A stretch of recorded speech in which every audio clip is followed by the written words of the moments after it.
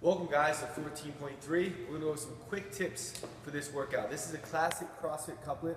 We had deadlifts and box jumps. We usually always see this combination together at the regionals, at the games, at the open. So pretty excited about this one. It's pretty straightforward. I want to go through some quick tips for everybody before they start to do the workout. As we see more athletes progress through this workout, I might throw up another video with some other tips, which is how I see people respond to it. But we've seen this a lot throughout the years, so pretty dialed in with how it's going to go.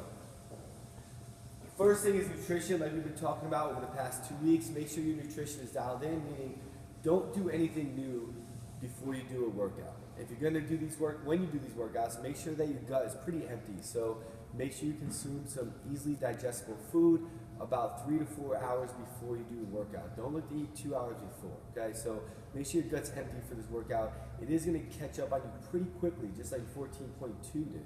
So just be prepared for that, and you don't want your body trying to break down foods or being stressed out trying to accomplish other tasks while your main task is to complete the workout as fast and as aggressively as possible. Gear, make sure your gear is set up. We saw this happen in the video last night where Alessandro started putting on the wrong plates. So make sure you get your gear set up. Make sure everything's in a tight, confined quarter so you're not having this long transition time. Make sure your plates are set up really close to your barbell. Make sure they're lined up so you know exactly what you're doing when you're doing it. It's probably even a good tip to have a piece of paper right in front of the deadlift bar that a quick abbreviated note of what you're putting on and what you're taking off. You don't want to spend a lot of time taking plates off the barbell. Okay, that's where you're going to lose a lot of time in this workout. So if you can, try to have it set up where it's just a quick, easy. If you are taking plates off, it's just you pulling one plate off, slapping a plate on. And it's minimal transition work from that aspect of the workout. Okay, so make sure everything's dialed in, whether you're just kind of just constantly just slapping weights on, or it's just 45 and you put on 25, 25 off, 45 on, slap to 25 on, 25 off, 45 on, and the last one 25 on. So that's like kind of like a guy's breakdown.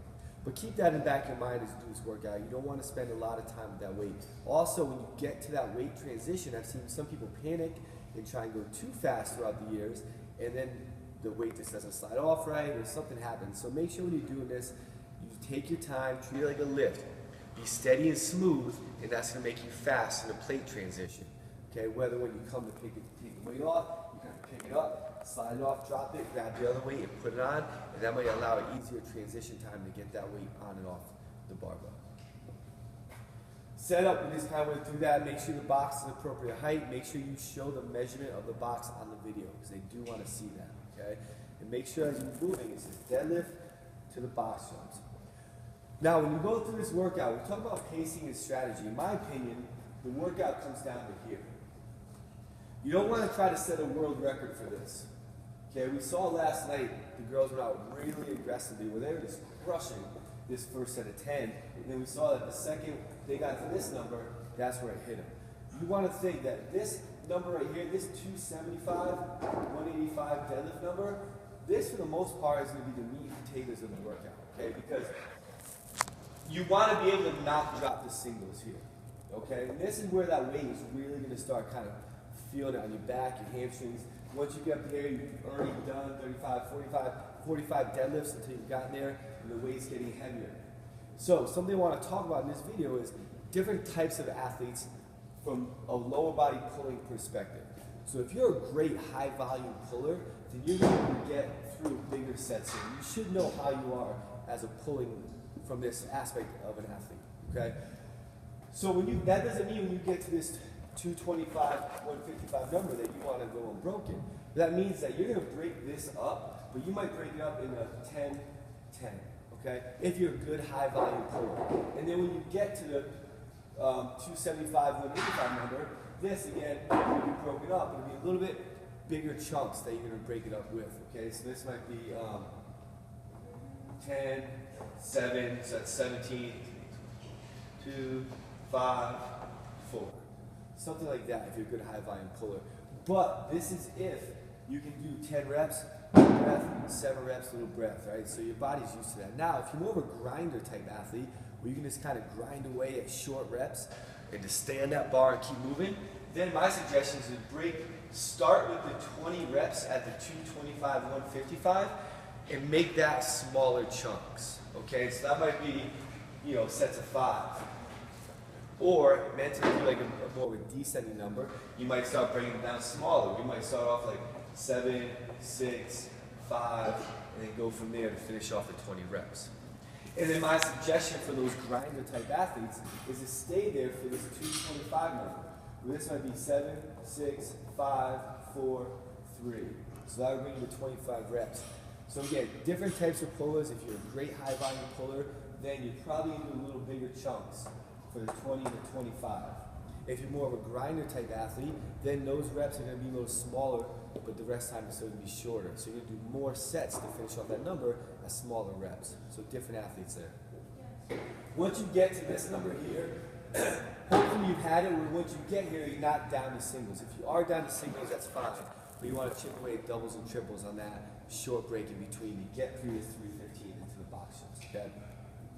Now with the box jumps, ideally you do want to be able to rebound it. You want to be unbroken on all box jumps and rebound it. However, if you're not efficient at the box jump and that huge eccentric load off the box just crushes your legs, then you might have to go to a quick step down, step up.